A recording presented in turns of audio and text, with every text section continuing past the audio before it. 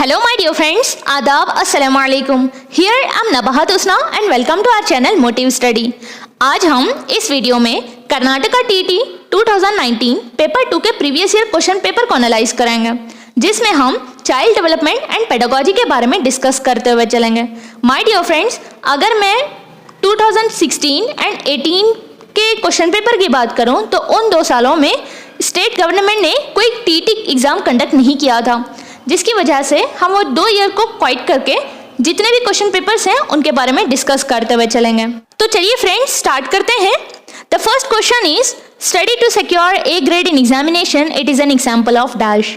Exam में A grade हासिल करने के मकसद से, हासिल करने के गर्ज से हार्डवर्क करना, स्टडी करना, हमेशा इंस्पायर्ड रहना, तो ये किसका एग्जाम्पल है? Whether it is habitual learning, cognitive learning, classical conditioning या फिर instrumental conditioning. My dear friends, जैसा कि हमने लास्ट वीडियो में देखा था, बिहेवियरल लर्निंग थ्योरी 2 तरह की होती हैं, एक है क्लासिकल कंडीशनिंग और एक है ऑपरेंट कंडीशनिंग। क्लासिकल कंडीशनिंग को देने वाले पावलोव और जेबी वैटसन हैं, जबकि ऑपरेंट कंडीशनिंग को देने वाले स्किनर और थॉर्नडाइक हैं। जो ऑपरेंट कंडीशनिंग थ्योरी है उसको इंस्ट्रूमेंटल कंडीशनिंग थ्योरी या फिर प्रोग्राम्ड लर्निंग थ्योरी भी कहा जाता है। इन 3 नेम्स को अच्छे से याद रखें। ऑपरेंट कंडीशनिंग को इंस्ट्रूमेंटल कंडीशनिंग भी कहा जाता है और फिर प्रोग्राम्ड लर्निंग थ्योरी भी कहा जाता है। आपको ऑपरेंट कंडीशनिंग के प्लेस पे इंस्ट्रूमेंटल कंडीशनिंग भी एग्जाम में आ सकता है, जैसे कि यहाँ पे ऑप्शन में बताया जा रहा है इंस्ट्रूमेंटल कंडीशनिंग। इसको ऑपरेंट कंडीशनिंग भी कहा जाता है या फिर प्रोग्राम्ड लर्निंग भी कहा जाता है। माय डियर फ्रेंड्स, अगर मैं इंस्ट्रूमेंटल कंडीशनिंग की बात करूं तो ये रीइंफोर्समेंट यानी कि गिफ्ट, जो आप रिवॉर्ड देते हैं बच्चे को, कोई अच्छा काम कर दिया, कोई होमवर्क कर लिया तो उसको चॉकलेट दे दिया, तो वो एक रीइंफोर्समेंट है, एक तरह का रिवॉर्ड है, एक तरह का गिफ्ट है। रीइंफोर्समेंट और पनिशमेंट पे डिपेंड है। इंस्ट्रूमेंटल कंडीशनिंग रीइंफोर्समेंट और पनिशमेंट में डिपेंड है। और ये रीइंफोर्समेंट और पनिशमेंट 2 तरह के होते हैं। रीइंफोर्समेंट पॉजिटिव रीइंफोर्समेंट भी होता है और निगेटिव रीइंफोर्समेंट भी होता है। पनिशमेंट भी 2 तरह के होते हैं, एक है पॉजिटिव पनिशमेंट और एक है negative punishment. My dear friends, अब सवाल ये पैदा होता है कि रीइंफोर्समेंट तो गिफ्ट है, एक तरह का रिवॉर्ड है जो कि बच्चा कुछ अच्छा काम करने पे उसको मिलता है, तो ये पॉजिटिव और निगेटिव कैसे हो गया? पॉजिटिव तो ठीक है, फिर भी समझ में आता है, तो रीइंफोर्समेंट निगेटिव कैसे हो गया? और फिर पनिशमेंट जो कि नाम में ही उसमें एक निगेटिविटी है, तो क्या पॉजिटिव पनिशमेंट भी हो सकता है? क्या निगेटिव पनिशमेंट भी हो सकता है? हम यहाँ पे डिस्कस करेंगे। सबसे पहले हम बात करेंगे रीइंफोर्समेंट, जो कि 2 तरह के होते हैं, पॉजिटिव और निगेटिव। पॉजिटिव रीइंफोर्समेंट इसका बेस्ट एग्जाम्पल है अगर कोई पेरेंट्स एक बच्चे को ये ऑफर कर रहे हैं कि तुम एग्जाम में मार्क्स अच्छे लाओ तो हम तुमको साइकिल देंगे, या फिर तुमको हम वीडियो गेम देंगे, या फिर कोई ऐसी चीज जो बच्चे की ख्वाहिश के मुताबिक है हम उसको पूरा करेंगे, तो वो हो गया पॉजिटिव रीइंफोर्समेंट, जिससे बच्चे का रिजल्ट भी अच्छा आएगा और उसको उसकी ख्वाहिश के मुताबिक वो मिल जाएगा। या फिर हम इसका एक और एग्जाम्पल ये भी ले सकते हैं कि किसी कंपनी का एक बॉस अपने एम्प्लॉयर से ये डिमांड कर रहा है कि तुम अपने इस टारगेट को पूरा करो तो हम तुमको प्रमोट करेंगे, हम तुमको प्रमोशन देंगे। या फिर कोई पेरेंट्स अपने बच्चे को ये बोल रहे हैं कि तुम अपना जल्दी से होमवर्क कंप्लीट करो तभी हम तुमको टीवी देखने के लिए या फिर वीडियो गेम खेलने के लिए देंगे, तो वो सभी एग्जाम्पल आते हैं पॉजिटिव रीइंफोर्समेंट में। अगर हम निगेटिव रीइंफोर्समेंट की बात करें, निगेटिव रीइंफोर्समेंट में बच्चा फेल होने के डर से पढ़ना, फेल होने के डर से मेहनत करना, हार्ड वर्किंग करना, या फिर मम्मा की डांट से बचने के लिए घर की सफाई करना, या फिर फैटनेस इंक्रीज होने के डर से खाना कम खाना या फिर खाना नहीं खाना, ये हो गया निगेटिव रीइंफोर्समेंट। इसमें एक बात अहम है जो याद रखने वाली है, रीइंफोर्समेंट पॉजिटिव हो या निगेटिव हो, दोनों में बच्चे का बिहेवियर इंक्रीज होते ही रहता है, बच्चे का जो एक्शन है वो इंक्रीज होते ही रहता है। और हमको ये बात भी अहम नोटेट कर लेनी है कि रीइंफोर्समेंट पॉजिटिव हो या निगेटिव हो, वो बच्चे के इमीडिएटली एक्शन के बाद प्रोवाइड कर देना। जैसे कि पेरेंट्स है, बच्चे को ये डिमांड कर रहे थे कि तुम एग्जाम में अच्छे मार्क्स लाओ और हम तुमको साइकिल देंगे या फिर वीडियो गेम ऑफर करेंगे, तो जैसे ही बच्चा एग्जाम में अच्छा मार्क्स लाता है तो तभी उसको उसका गिफ्ट या फिर रिवॉर्ड या फिर रीइंफोर्समेंट दे देना चाहिए, तभी वो इफेक्टिव हो सकती है। तो ये रीइंफोर्समेंट पॉजिटिव हो या निगेटिव हो, it should be presented immediately after following the action या after following the behaviour. Next हम बात करेंगे पनिशमेंट की। पनिशमेंट भी 2 तरीके के होते हैं, पनिशमेंट भी 2 तरह के होते हैं, एक है पॉजिटिव पनिशमेंट और एक है निगेटिव पनिशमेंट। पनिशमेंट पॉजिटिव हो या निगेटिव हो, यहाँ पे दोनों में भी बच्चे का जो बिहेवियर है, उसका जो एक्शन है, वो सभी डिप्रेस होते जाते हैं, यानी कि कम होते जाता है, रेड्यूस होता जाता है। My dear friends, positive punishment in the sense कोई बच्चा होमवर्क नहीं किया तो उसको उस बिहेवियर को उसके उस आलसीपन को कम करने के लिए टीचर क्या करता है, बच्चे को क्लास के बाहर कर देता है या फिर उसको मारता है या फिर उसको डांटता है। ये हो गया positive punishment. Positive punishment in the sense बच्चे के बिहेवियर को कम किया जाए, उस बिहेवियर को कम किया जाए। तो पॉजिटिव पनिशमेंट में आता है अगर कोई बच्चा जब अपना होमवर्क नहीं किया तो उसके उस बिहेवियर को कम करने के लिए, ताकि वो डेली होमवर्क करें, उसको पनिश करना, उसको क्लास के बाहर तो कर सकते हैं या फिर डांट सकते हैं। उसके उस बिहेवियर को कम करने के लिए जो पनिशमेंट दी जाती है वो हो गया positive punishment. Negative punishment in the sense यहाँ पे पनिशमेंट, निगेटिव पनिशमेंट दी तो जाती है इस गर्ज से कि बच्चे के बिहेवियर को कम किया जाए, उस एक्शन को कम किया जाए, लेकिन यहाँ पे बच्चे का वो बिहेवियर कम तो होता ही है, डिप्रेस तो होता ही है, लेकिन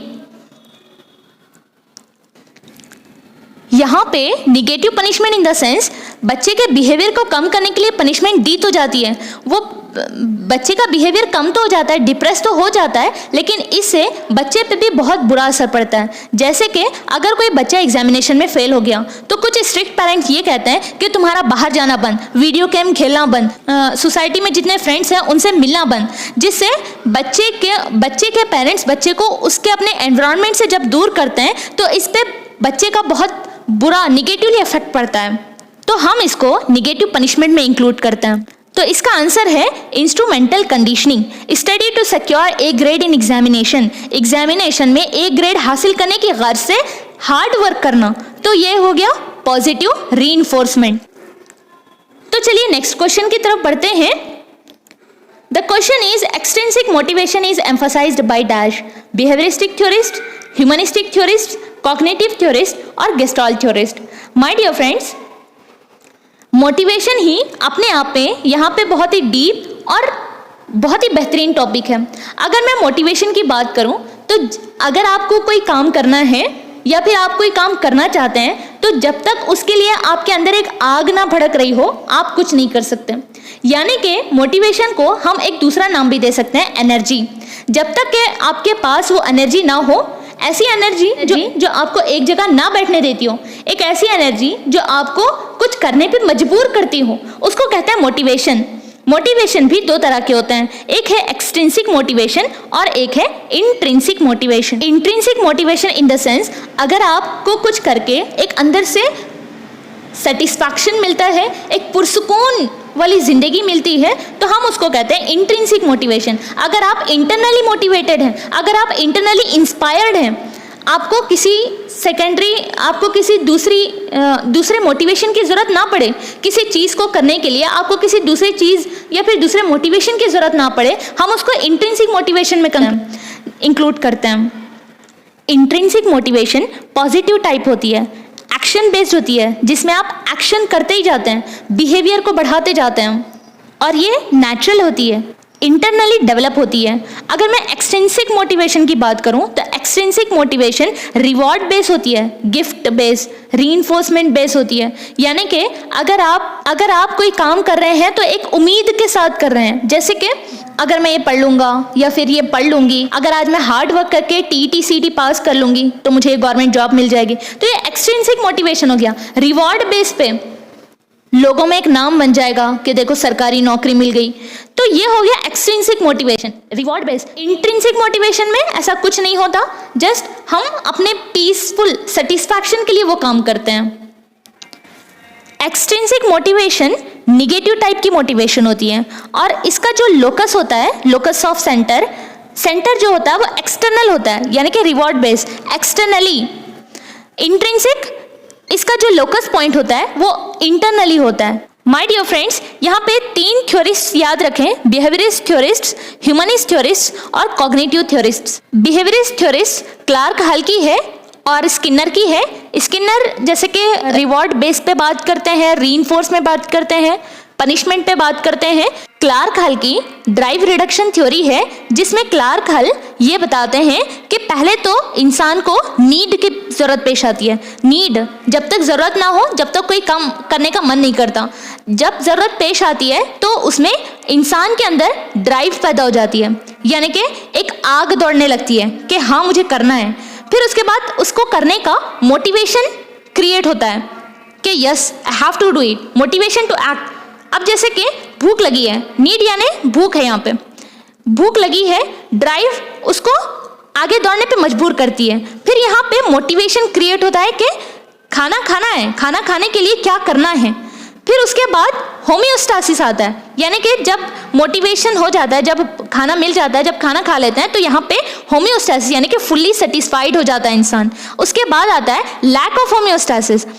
जैसे ही सेटिस्फैक्ट हो जाता है तब उसकी जो ड्राइव है, उसकी जो भूख है वो मिट जाती है, लैक ऑफ होमियोस्टासिस। फिर से जैसे ही भूख मिट जाती है उसके बाद डायरेक्ट इंसान नीड पे चले जाता है, फिर से उसकी कुछ नई ज़रूरत पैदा हो जाती है। तो हम इसको कहते हैं ड्राइव रिडक्शन थ्योरी, जो कि क्लार्क हल की है और ये एक बिहेवियरिस्ट थ्योरिस्ट है। इसको अच्छे से याद रखें, ये एग्जाम में आ सकता है। माय डियर फ्रेंड्स, अगर हम ह्यूमनिस्ट थ्योरिस्ट की बात करें, अब्राहम मैस्लो ह्यूमनिस्ट थ्योरिस्ट हैं और इनकी थ्योरी भी मोटिवेशन पे बेस्ड है। इनकी ये थ्योरी भी क्लार्क हल, जैसे कि हमने बिहेवियरिस्ट थ्योरीज में देखा, क्लार्क हल की जो ड्राइव रिडक्शन थ्योरी है उसी की तरह है। इनकी थ्योरी में ये बात करते हैं कि नीड, इनकी थ्योरी में ये भी यही बात करते हैं कि जब तक नीड ना पैदा होती हो तब तक इंसान के अंदर मोटिवेशन क्रिएट नहीं होता। जब नीड आ जाए तो मोटिवेशन खुद ब खुद अराइज हो जाता है। तो सबसे पहले है नीड। जब भूख लगती है, जब ज़रूरत पड़ती है तो ड्राइव, एक आग भड़क जाती है कि वो करना है, कुछ करना है।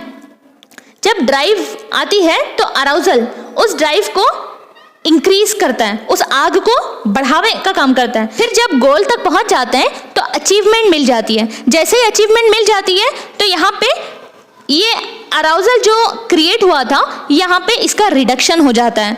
जैसे ही रिडक्शन हो जाता है फिर से एक नई नीड की तरफ इंसान बढ़ता है। सो माय डियर फ्रेंड्स, ये थी अब्राहम मैस्लो की ह्यूमनिस्टिक थ्योरी। अब हम बात करते हैं कॉग्निटिव थ्योरिस्ट्स। ये भी एक मोटिवेशन की थ्योरी है जिसको वीनर नाम के थ्योरिस्ट ने दिया है। ये ज़्यादा एग्जाम में नहीं पूछेगा, ये इतनी ज़्यादा इंपॉर्टेंट नहीं है। सो चलिए नेक्स्ट क्वेश्चन की तरफ बढ़ते हैं। Change in the behaviour of the individual brought about by experience as a result of dash, whether it is learning, teaching, training या फिर टेस्टिंग।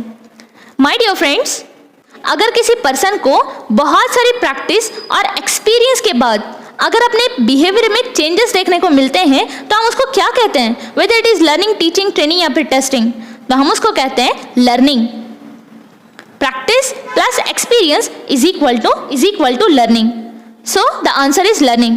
चलिए नेक्स्ट क्वेश्चन की तरफ बढ़ते हैं। Formative evaluation is used to dash, whether it is classify the students, identify the learning gaps, identify the learning difficulties या फिर identify the learning disabilities। इस टर्म को कट करके यहाँ पे डिसेबिलिटी बना लें। एवेल्युएशन दो तरह के होते हैं, एक है फॉर्मेटिव एवेल्युएशन, एक है फॉर्मेटिव एवेल्युएशन और एक है समेटिव एवेल्युएशन। फॉर्मेटिव असेसमेंट या फॉर्मेटिव एवेल्युएशन की अगर हम बात करें तो इसका जो मकसद है, इसका जो गोल है वो है टू इम्प्रूव करना, बच्चे की लर्निंग एबिलिटीज को इम्प्रूव करना या फिर लर्निंग गोल को इंकरेज करना, इन्हांस करना, बढ़ावा देना। ये बच्चों की लर्निंग में बहुत ज़्यादा हेल्पफुल है, लर्निंग के दौरान में बहुत ज़्यादा हेल्पफुल है और ये एक इन्वेस्टिगेटिव टूल की तरह काम करती है। यानी कि इससे पता लगाया जा सकता है कि बच्चे क्या सीख रहे हैं, बच्चों को क्या सीखना बाकी है, बच्चे कैसे सीख सकते हैं और बच्चों की लर्निंग को कैसे इम्प्रूव किया जा सकता है, उनके लर्निंग गैप्स को कैसे फिलअप करना है। ये फॉर्मेटिव एवेल्युएशन उसी की बात करता है। हम उसके बारे में फॉर्मेटिव असेसमेंट या फॉर्मेटिव एवेल्युएशन में पढ़ेंगे। तो यहाँ पे आंसर है आइडेंटिफाई द लर्निंग गैप्स, जहाँ पे बच्चों का लर्निंग गैप्स है उनको फिलअप कैसे करना, उसके लर्निंग को इम्प्रूव कैसे करना, वो फॉर्मेटिव एवेल्युएशन करता है। और अगर मैं समेटिव एवेल्युएशन की बात करूँ तो इसका मकसद है टू प्रूव, ये लर्निंग गोल कंप्लीट होने के बाद ऑकर होती है। जजमेंटल प्रूफ करना, ए ग्रेड बी ग्रेड देके बच्चे को जजमेंटल प्रूफ करना। So my dear friends, formative evaluation का असल मकसद है लर्निंग गैप्स को फिलअप करना, उसके लर्निंग को इम्प्रूव करना। चलिए नेक्स्ट क्वेश्चन की तरफ बढ़ते हैं। Here the question is, maturation is a natural process of dash, whether it is growth, development, personality or growth and development. My dear friends, maturation जो है वो ग्रोथ के एक स्टेप में आता है। जैसे कि इन्फेंसी स्टेज जो है वो 0 से 2 साल के बच्चे इन्फेंसी स्टेज में आते हैं, अर्ली चाइल्डहुड में 3 से 5 साल के बच्चे आते हैं, लेटर चाइल्डहुड में 6 से 11 साल के बच्चे आते हैं, और फिर एडोलेसेंस में 12 प्लस वाले या फिर 12 to 18 ईयर्स के एडोलेसेंस स्टेज में आते हैं। माय डियर फ्रेंड्स, अब सवाल ये पैदा होता है कि मैचुरेशन एक नेचुरल प्रोसेस तो है, लेकिन वो किसका नेचुरल प्रोसेस है, वेदर इट इज ग्रोथ या फिर डेवलपमेंट या फिर पर्सनालिटी या फिर ग्रोथ एंड डेवलपमेंट। तो हम यहाँ पे बात करेंगे मैचुरेशन की। तो देखिए यहाँ पे मैचुरेशन जो है वो एक ग्रोथ का पार्ट है, क्योंकि मैचुरेशन जो है, मैचुरेशन स्टेज एडोलेसेंस का स्टेज है और ये नेचुरल प्रोसेस है, और ग्रोथ के जो इतने स्टेजेस हैं उसका एक पार्ट है मैचुरेशन, और growth plus maturation is equal to development. Growth development का एक छोटा सा पार्ट है और मैचुरेशन ग्रोथ का एक छोटा सा पार्ट है, तो इसका आंसर है ग्रोथ। देन नेक्स्ट क्वेश्चन की तरफ बढ़ते हैं। Special ability besides the natural intellectual ability in an individual is known as dash, whether it is attention, attitude, aptitude या फिर interest. My dear friends, यहाँ पे इसका आंसर है aptitude. Aptitude यानी कि aptitude के मायने है special ability in a particular field of activity, कोई एक फील्ड में बहुत ही स्पेशल एबिलिटी होना। अब ये जो एप्टीट्यूड की जो एक्टिविटी है वो हमारे पास नेचुरली बाय बर्थ भी हो सकती है, पैदाइशी तौर पे भी हमारे पास वो स्किल हो सकती है, या फिर अगर हमको किसी चीज़ में इंटरेस्ट है तो हम उस पर अच्छे से काम करके उस पर ट्रेनिंग लेके ट्रेंड होके हम अपनी उस स्किल को स्ट्रेंथन दे सकते हैं, उस स्किल में बहुत परफेक्शन ला सकते हैं। वो स्किल सिर्फ एक स्किल नहीं है, बहुत सारी स्किल्स हो सकती हैं, या फिर वो फील्ड सिर्फ एक फील्ड नहीं है, बहुत सारी फील्ड हो सकती हैं, जैसे कि टीचिंग फील्ड हो गया, म्यूजिशियन फील्ड हो गया, ग्राफिक फील्ड हो गया, डांसिंग फील्ड हो गया, पोएट्री फील्ड हो गया, डॉक्टर फील्ड हो गया। My dear friends, aptitude in the sense self assessment को भी कहा जाता है, सेल्फ अवेयरनेस, अपने आप के बारे में जानना, अपने आप के बारे में खोज करना कि हम किस फील्ड में बहुत ज़्यादा परफेक्ट हैं, किस फील्ड में कौन सी फील्ड हमारे लिए बहुत ज़्यादा सूटेबल है। अगर हम उस फील्ड में अपने आप की एबिलिटी को हम जान लिए तो हम उस पर 100% अपना दे सकते हैं, तो हम उस पर अपना 100% दे सकते हैं, इंटरेस्ट के साथ, इंस्पायर होते हुए, मोटिवेट होते हुए, दूसरों को मोटिवेट करते हुए। ये सभी इंडिविजुअल के लिए बहुत ज़्यादा ज़रूरी है कि वो अपने आप को जांचे कि हमारी स्ट्रेंथ किस में है, हमारी वीकनेस किस में है। जो स्ट्रेंथ है हम उस पर ज़्यादा फोकस करके उसको और ज़्यादा डेवलप करने की कोशिश करें, और अगर हम अपने आप से नहीं कर सकते तो हम ट्रेनिंग भी ले सकते हैं, ट्रेनिंग लेके अपनी उस फील्ड में अपनी उस स्किल को बहुत ज़्यादा स्ट्रांग बनाएं, ताकि हम उसमें मोटिवेटेड रहें और दूसरों को मोटिवेट करें। देन अगर हम यहाँ पे एप्टीट्यूड की बात करें तो इसके टोटल 5 टाइप्स हैं। एक है सेंसरी एबिलिटी, दूसरी है मैकेनिकल एबिलिटी, तीसरी है आर्टिस्टिक एबिलिटी, चौथी है प्रोफेशनल एबिलिटी, और 5th नंबर पे है स्कॉलास्टिक एक्टिविटी। अब हम थोड़ा सा ब्रीफ एक्सप्लेनेशन इसके बारे में देखेंगे। Sensory aptitude in the sense, हम अगर कोई छोटा बच्चा है, अगर उसको कुछ बिहेवियर सिखाना है तो हम उसको कैसे सिखाएंगे, बाय यूजिंग सेंसेस। जैसे कि छोटा बच्चा, हमारी बातें तो उसको समझ में नहीं आती, तो हमको उसके सेंस का इस्तेमाल करते हुए, जैसे कि टच करते हुए, फील कराते हुए या फिर सेंस ऑफ स्मेल के ज़रिए से को कुछ बिहेवियर सिखा सकते हैं। देन नेक्स्ट आ गया mechanical aptitude. Mechanical aptitude in the sense, ये इंक्लूड है repairing of vehicles, engines, machines, यानी ये इनेट एबिलिटी भी हो सकती है। जैसे कि कुछ बच्चों के अंदर ये क्यूरियोसिटी होती है कि कोई खिलौना ले लिया, उसको तोड़ मरोड़ कर देख लिया, या फिर कोई मशीन ख़राब हो गई तो उसको स्क्रू ड्राइवर लेकर स्टार्ट हो गया।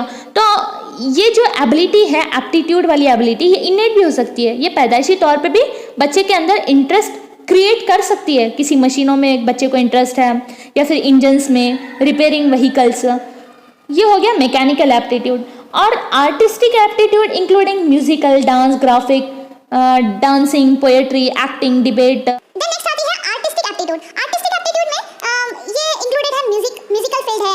है, डांसिंग, म्यूजिकल फील्ड है, डांसिंग फील्ड है, पोएट्री फील्ड है, डिबेट फील्ड है, राइटिंग, एक्टिंग, डिज़ाइनिंग, ये सभी फील्ड में इंटरेस्ट होता है।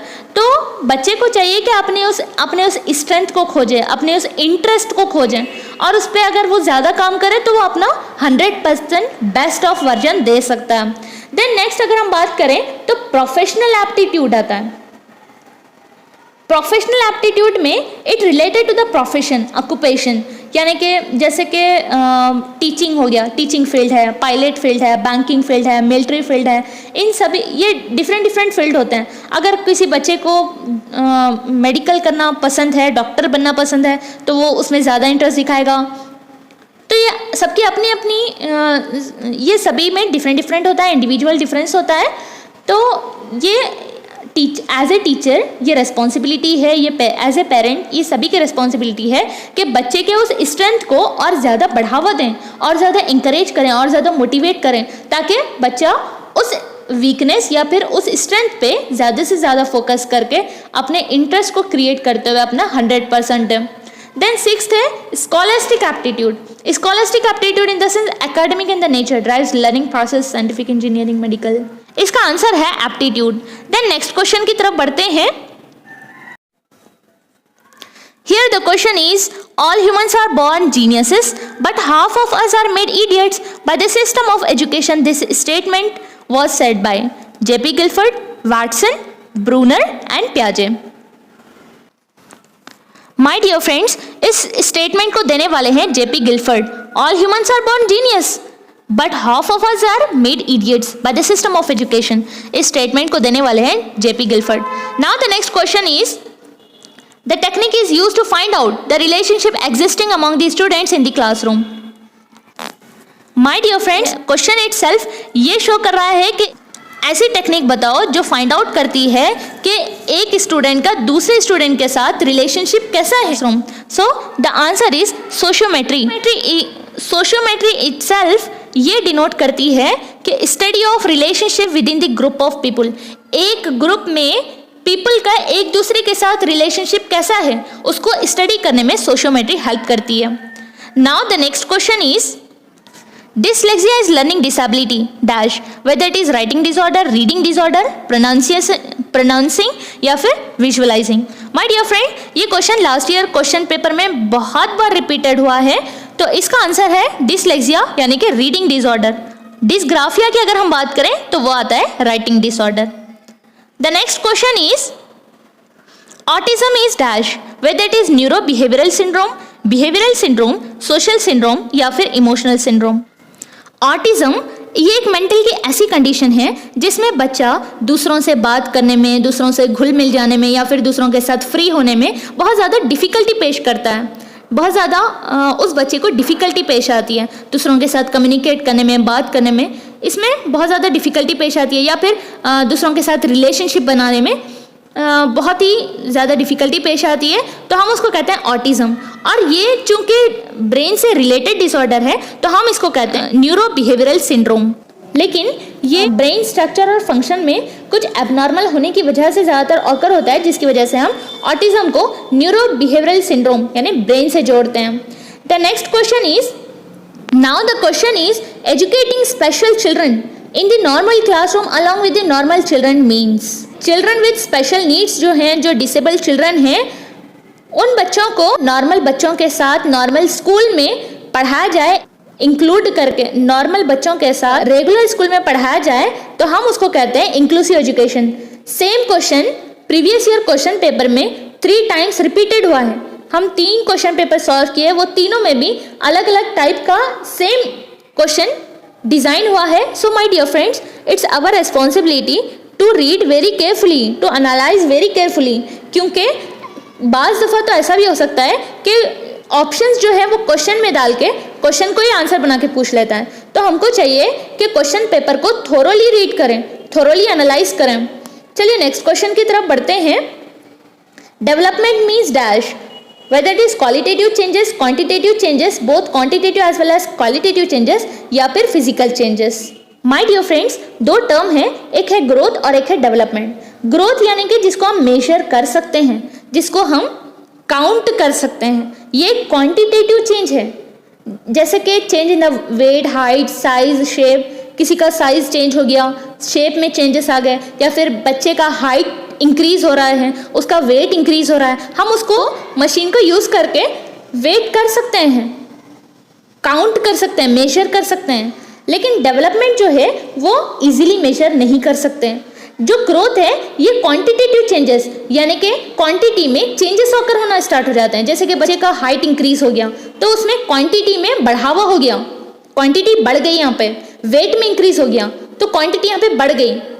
उसी तरीके से डेवलपमेंट जो है, ग्रोथ जो है डेवलपमेंट का एक छोटा सा पार्ट है, तो डेवलपमेंट में ये सभी इंक्लूड हो जाते हैं। डेवलपमेंट एक ब्रॉडर टर्म है जबकि ग्रोथ एक छोटा सा टर्म है, तो हम इसमें ये कंक्लूड कर सकते हैं कि डेवलपमेंट एक क्वांटिटेटिव है और ग्रोथ क्या है, quantitative plus qualitative is equal to growth. तो यहाँ पे इसका आंसर है both qualitative plus quantitative changes is nothing but development. अगर यहाँ पे क्वेश्चन ऐसा आ जाए कि फर्स्ट ऑप्शन क्वालिटेटिव चेंज है, सेकंड ऑप्शन क्वांटिटेटिव चेंज है, थर्ड ऑप्शन फिजिकल चेंज है और fourth option none of the above है, तो हमको चाहिए कि हम उस ऑप्शन में क्वालिटेटिव चेंजेस का इंतखाब करें, क्योंकि डेवलपमेंट एक ऐसी चीज़ है जिसको हम इजीली मेजर नहीं कर सकते, वो एक क्वालिटेटिव चेंजेस ऑकरिंग है, जबकि ग्रोथ क्या है, क्वांटिटेटिव चेंजेस ऑकरिंग है। Now the question is, a stimulus which encourages either increase or decrease the exhibition of the certain behavior in an individual is dash, whether it is motivation, reinforcement, response या फिर self confidence। हम my dear friends इस question को हमने अभी देखा था, what is motivation, what is reinforcement, what is response, self confidence, behavior, इन सभी के बारे में हमने अभी अभी देखा था। कुछ टर्म्स और कुछ थ्योरीज जो होते हैं वो बहुत ही ज़्यादा इंपॉर्टेंट होते हैं। हो सकता है कि एक ही थ्योरी में से 3 क्वेश्चन एक ही क्वेश्चन पेपर में आ जाएं, जैसा कि हमने लास्ट ईयर क्वेश्चन पेपर में एनालाइज किया था कोलबर्ग की जो थ्योरी है moral developmental theory.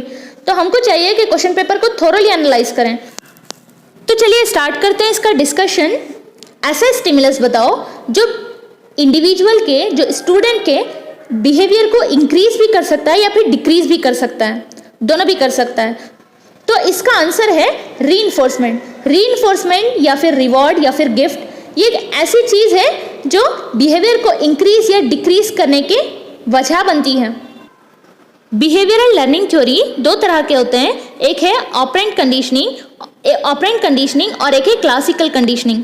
Operant conditioning Skinner की है, जिसे हम इंस्ट्रूमेंटल कंडीशनिंग भी कहते हैं, प्रोग्राम्ड लर्निंग थ्योरी भी कहते हैं। स्किनर ने इस थ्योरी में रीइंफोर्समेंट और पनिशमेंट की बात की है। रीइंफोर्समेंट भी 2 तरह के होते हैं, एक है पॉजिटिव रीइंफोर्समेंट और एक है निगेटिव रीइंफोर्समेंट। पनिशमेंट भी 2 तरह के होते हैं, एक है पॉजिटिव पनिशमेंट और एक है निगेटिव पनिशमेंट। जैसा कि हमने फर्स्ट क्वेश्चन में विथ एग्जांपल इसको फुल्ली एक्सप्लेनेशन किया है, इसका फुल्ली एक्सप्लेनेशन किया है। आप अगर इसका एक्सप्लेनेशन फिर से चाहते हैं तो उस फर्स्ट वाले क्वेश्चन को फिर से एक मर्तबा देख लें। Then the next question is helping the learner to learn through scaffolding is dash, and the options are constructivism, cognitivism, behaviorism या फिर humanism। My dear friends, scaffolding जो टर्म है इसको देने वाले हैं जीरोम ब्रूनर, इसको डिस्कवर करने वाले जीरोम ब्रूनर हैं और इसको अपनी थ्योरी में यूज करने वाले वाइगॉट्स्की हैं, वाइगॉट्स्की। डोंट बी कंफ्यूज, स्कैफोल्डिंग को फर्स्ट टाइम देने वाले जीरोम ब्रूनर है और इसका इस्तेमाल अपनी थ्योरी में करने वाले वाइगॉट्स्की हैं। अब हम स्कैफोल्डिंग टर्म के बारे में डिस्कस करेंगे। What is scaffolding? स्कैफोल्डिंग यानी कि टेम्पररी हेल्प एक बच्चे को प्रोवाइड करना by the help of MKO, more knowledgeable other के जरिए से एक बच्चे को टेम्पररी हेल्प प्रोवाइड करना, टेम्पररी सपोर्ट, एग्जिस्टेंस प्रोवाइड करना, गाइडेंस प्रोवाइड करना, हेल्प प्रोवाइड करना, उसको हम कहते हैं scaffolding by the help of MKO। अब यहाँ पे ये जो MKO है, MKO एक टीचर भी हो सकता है, सोशल मीडिया भी हो सकता है। MKO is nothing but more knowledgeable other.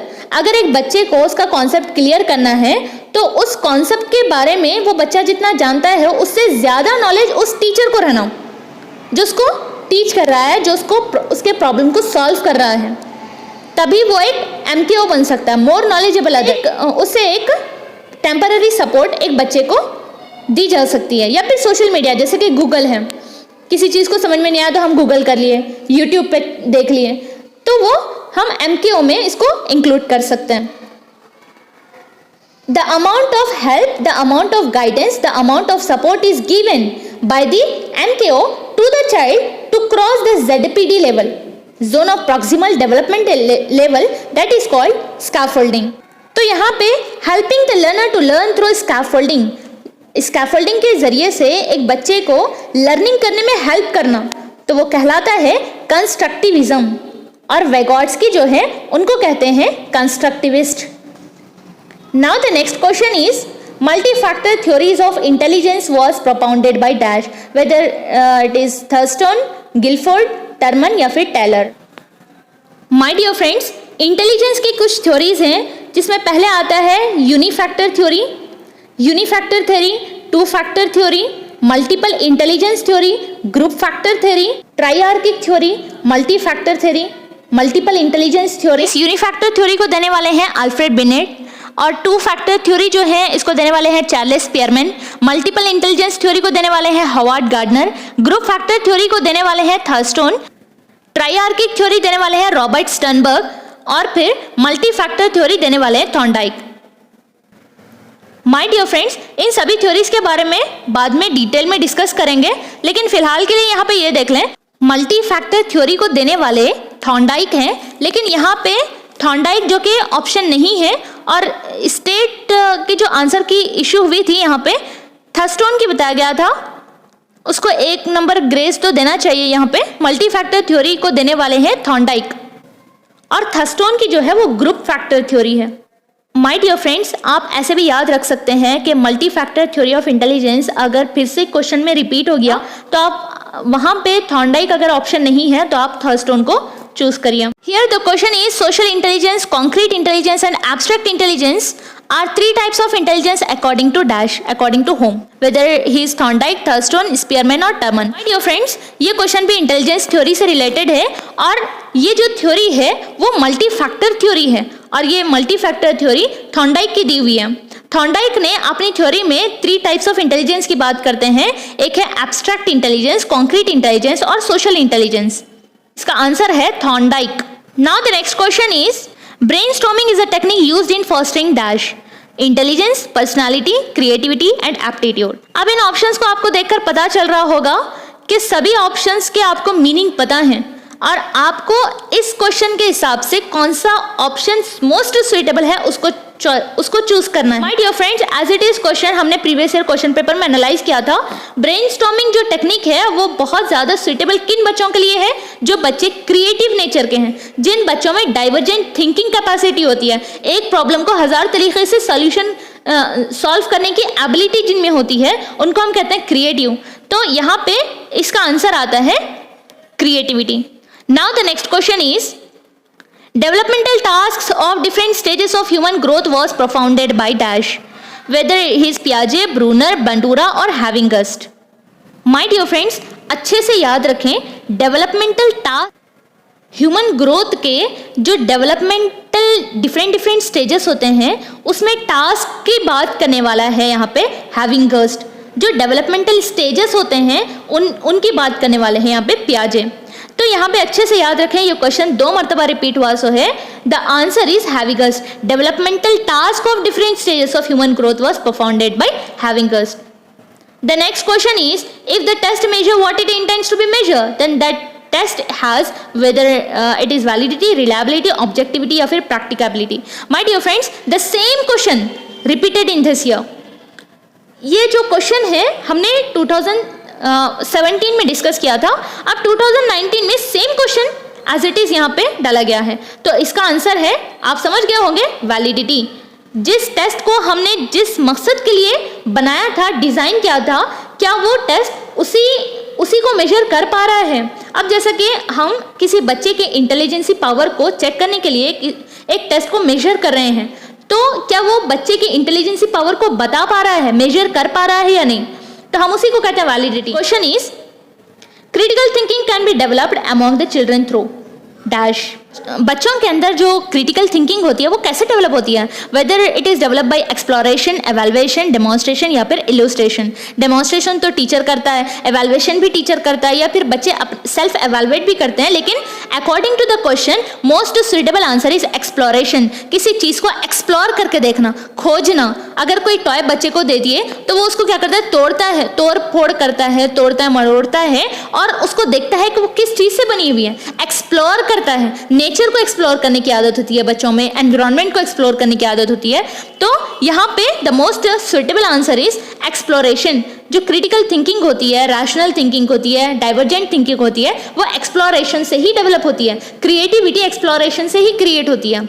Now the next question is an achievement test is a tool designed to measure in specified areas of dash, whether it is intellectual abilities, special abilities, emotional abilities या फिर social abilities. Dear friends, achievement test को इसीलिए design किया जाता है, इसीलिए बनाया जाता है ताकि ये बच्चे के पास जो नॉलेज है, बच्चे के पास जो स्किल है, या फिर एक टारगेट अगर हम बच्चे को देते हैं और वो कितने समय में उस टारगेट को कंप्लीट कर सकता है और कौन से ग्रेड लेवल को हासिल कर सकता है, या फिर उसके मेंटल एबिलिटीज़ हैं, इंटेलेक्चुअल एबिलिटीज़ हैं, उनको मेजर करने के लिए इस अचीवमेंट टेस्ट को डिज़ाइन किया जाता है। तो इसका आंसर है यहाँ पे intellectual abilities. Now the next question is continuous comprehensive evaluation accesses dash, whether it is curricular activities, co-curricular and extracurricular activities, curricular and co-curricular activities या फिर cultural activities।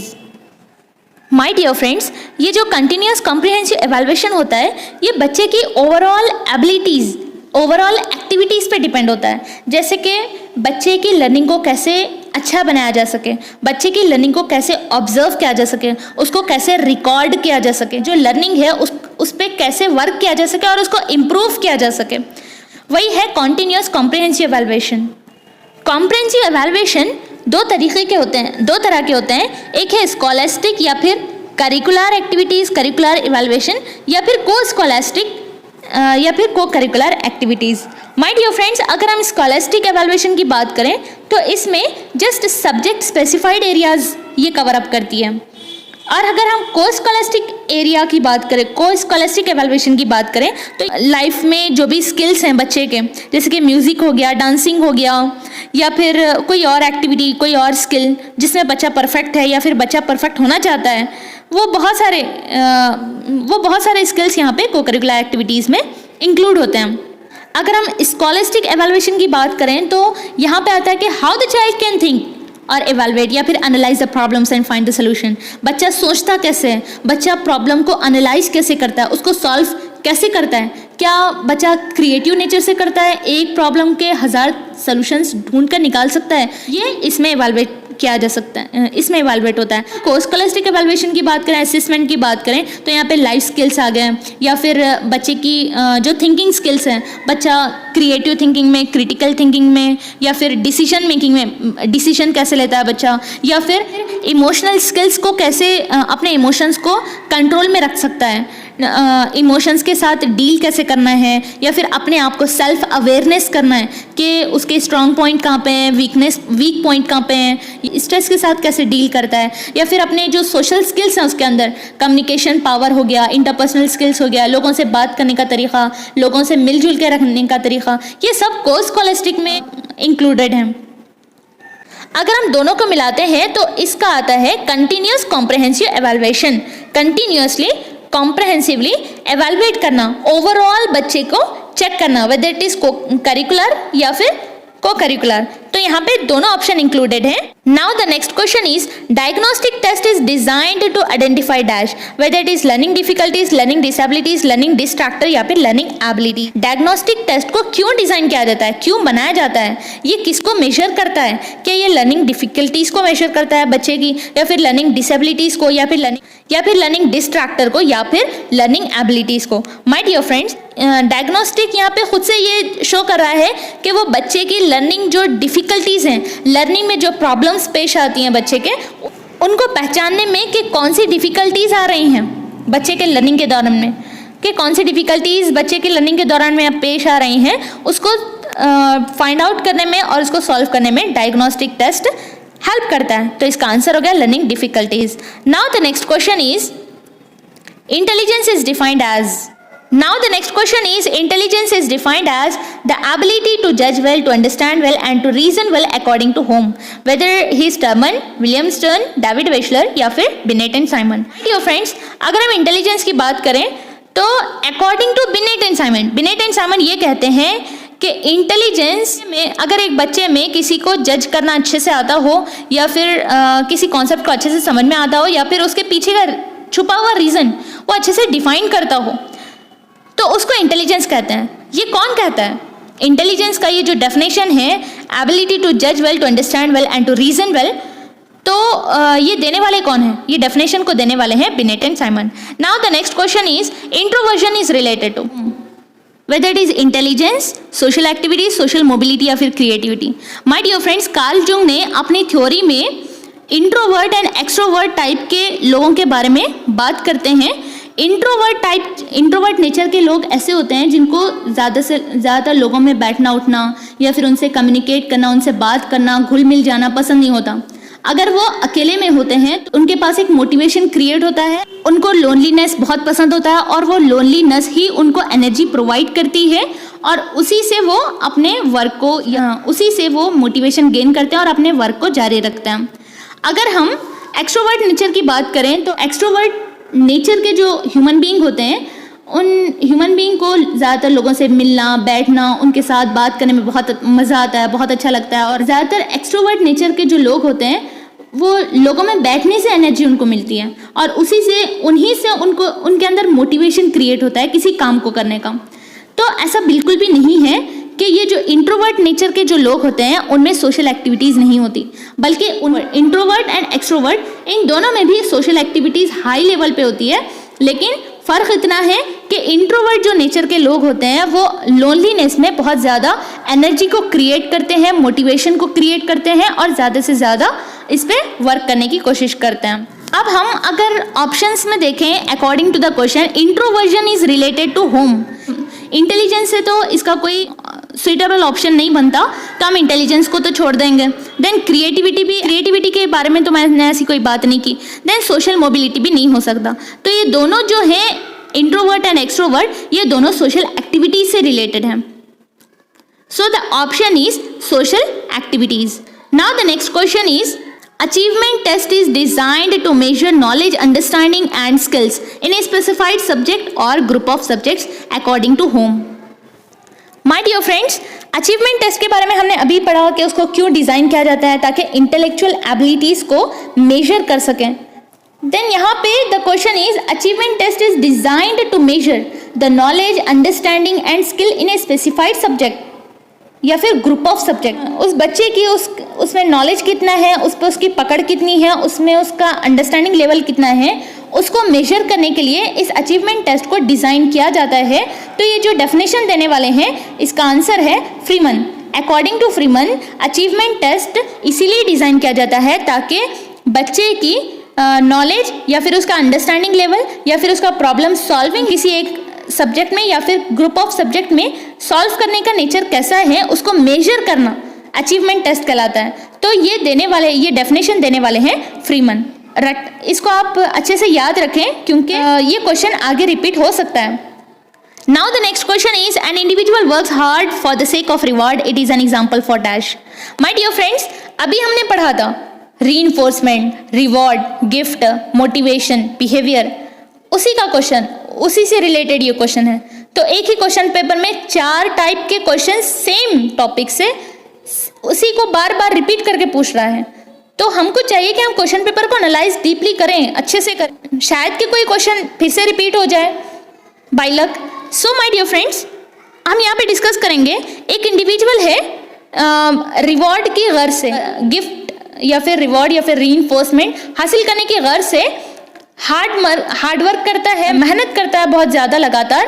तो हम इसको कौन से एग्जाम्पल में इंक्लूड करेंगे, weather it is self motivation या फिर इंट्रिंसिक मोटिवेशन, एक्सट्रिंसिक मोटिवेशन या फिर achievement motivation. Obviously the answer is extrinsic motivation. अगर कोई इंडिविजुअल इंट्रिंसिकली मोटिवेटेड है तो वो किसी रिवॉर्ड या फिर किसी ए ग्रेड के लिए मेहनत नहीं करता, बल्कि वो अपने आप को सेल्फ सेटिस्फैक्शन के लिए मेहनत करता है। पीसफुल लाइफ के लिए मेहनत करता है, सेल्फ सेटिस्फैक्शन उसको किस में मिलता है, उसके लिए मेहनत करता है। अगर एक्सट्रिंसिकली मोटिवेटेड देखेंगे तो इसका लोकस पॉइंट एक्सटर्नल है, बाहर से अगर कोई चीज हासिल करना है तो उसके लिए मेहनत करना, उसको कहते हैं extrinsic motivation. Now the next question is social factor which influence learning are mainly dash, whether it is school environment, home environment, school and home environment and school and media. My dear friends, यहाँ पे question में ये बताया जा रहा है कि बच्चे के अंदर सोशल फैक्टर को डेवलप करने वाले जो सोर्सेस हैं वो कहाँ से मिल सकते हैं। क्या ये सिर्फ घर से बच्चा सोशली डेवलप हो सकता है, या फिर स्कूल एनवायरनमेंट से बच्चा सोशली डेवलप हो सकता है, या फिर स्कूल एंड मीडिया, या फिर स्कूल एंड एनवायरनमेंट। तो हम यहाँ पे प्राइमरी जो सोशलाइजेशन फैक्टर है वो है होम, और सेकेंडरी जो है स्कूल। तो ऐसा नहीं है कि सिर्फ होम से ही बच्चा सोशली डेवलप हो रहा है, अपने अंदर सोशल डेवलपमेंट कर रहा है। Social development in the sense peer group के साथ रहने का उसका जो नेचर है, उसका जो उनके साथ रिलेशनशिप है, टीचर के साथ रहने का रिलेशनशिप क्या है, या फिर बच्चे को ये सिखाना कि एज ए सोसाइटी मेंबर उसके रिस्पॉन्सिबिलिटीज़ क्या हैं, वो क्या कर सकता है, पेरेंट्स के साथ कैसे बिहेव करना है, सिबलिंग्स के साथ कैसे बिहेव करना है, पीयर ग्रुप के साथ कैसे बिहेव करना है। ये सोशल जो फैक्टर्स हैं वो सिखाने के सोर्सेज कहाँ हैं। क्या ये सिर्फ घर हो सकता है? ये सिर्फ घर नहीं बल्कि स्कूल भी हो सकता है, सोशल मीडिया भी हो सकता है। ये सभी स्कूल, सोशल मीडिया, ये जो है वो सेकेंडरी मैटर पे आता है। सबसे पहले तो होम एनवायरनमेंट आता है। तो यहाँ पे होम ही नहीं बल्कि स्कूल भी बहुत ज़्यादा अहम रोल प्ले करता है सोशल फैक्टर को बच्चे में डेवलप करने का। तो इसका आंसर है school and home environment. Then the next question is a previous learning facilitates new learning, this is known as. My dear friends, जैसा कि मैंने आपको बताया था लास्ट ईयर क्वेश्चन पेपर में ऐसे टाइप के क्वेश्चंस 3 से 4 बार रिपीट हुए हैं। ट्रांसफर ऑफ लर्निंग 3 तरह के होते हैं, एक है positive transfer of learning, negative transfer of learning and zero transfer of learning. Positive transfer of learning in the sense ऐसे टाइप की लर्निंग जो आपको आने वाले दूसरे चीज़ों में हेल्प करती है, दूसरी चीज़ों को सीखने में हेल्प करती है। निगेटिव ट्रांसफर ऑफ लर्निंग ऐसे टाइप की लर्निंग जो अगर आप किसी दूसरी चीज़ को सीख रहे हैं तो उसमें रुकावट का सबब बनती है। और जीरो ट्रांसफर ऑफ लर्निंग जो आपको ना फायदा पहुंचा सकती है और ना ही नुकसान पहुंचा सकती है, जो रुकावट का सबब भी नहीं बनती या फिर किसी दूसरी लर्निंग को सीखने में प्रीवियस लर्निंग हेल्प करती है, उसको जीरो ट्रांसफर ऑफ लर्निंग कहते हैं। यहाँ पे क्वेश्चन पूछा जा रहा है अ previous learning facilitates, a previous learning help, A previous learning provide help in new learning.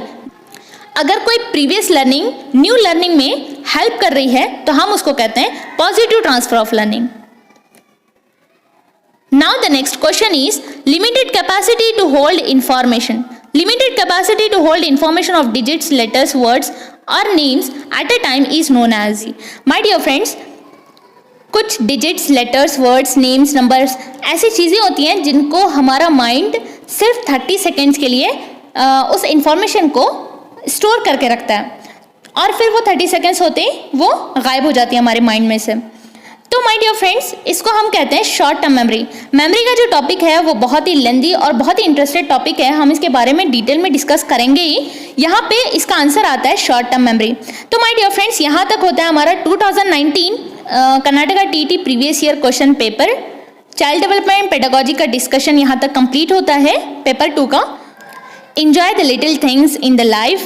One day you will look back and realize they were the big things. जो भी छोटी छोटी इंसिडेंट्स होती हैं, हैप्पी मोमेंट्स होते हैं, उनको enjoy करिए। लाइफ का ईच एंड एवरी मोमेंट जो होता है वो हमारे लिए इंजॉयमेंट का होता है। My dear friends, enjoy the each and every moment and thankful to almighty, thankful to God. अगर आप अभी से उन छोटी छोटी हैप्पीनेस को निगलेक्ट करेंगे, अवॉइड करेंगे, तो फिर आपको बाद में रियलाइज़ होगा कि हमने उस टाइम को खो दिया, उस टाइम को अच्छे से यूटिलाइज नहीं किया, उस टाइम को अच्छे से इंजॉय नहीं किया। So my dear friends, just take the moment and make it perfect, make it enjoyable. Thank you so much from Nabahat Husna. मिलते हैं नेक्स्ट वीडियो में 2020 प्रीवियस ईयर क्वेश्चन पेपर के साथ। सो माय डियर फ्रेंड्स, अगर आप इस वीडियो में न्यू ज्वाइन हुए हैं, न्यू मेंबर है हमारे चैनल के, तो उन पिछली वीडियोस को भी देख लें ताकि आने वाली वीडियोस को समझने में आसानी हो। Thank you so much.